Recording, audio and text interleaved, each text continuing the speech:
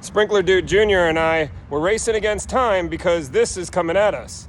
Let me show you where we got. So we'll start by excavating the pipe that we think is only one pipe to start with, but we quickly discover there are several pipes in this hole and a valve box right about where we're digging now. So we'll have to get this all exposed just to figure out where it broke at. Not just one slip fix, but two slip fixes. And the reason why this is broken. Let's fix it. Because letting a 12-year-old use a Sawzall is probably inappropriate, I taught him how to use the cable saw. So that's what he's doing off camera, practicing on a couple of pieces of pipe. While I go ahead and get all this glued back together, he doesn't get to use the solvents either because we don't need him getting that all over his hands.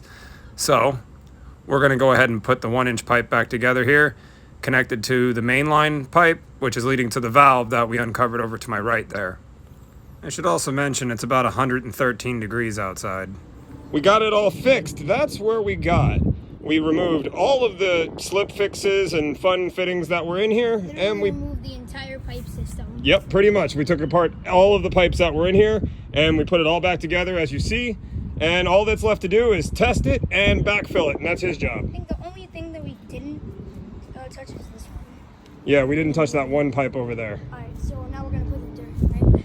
Only after I test the lines. If he keeps up at this, I'm gonna have to change my name from Sprinkler Dude to Sprinkler Dad and then give him the Sprinkler Dude name.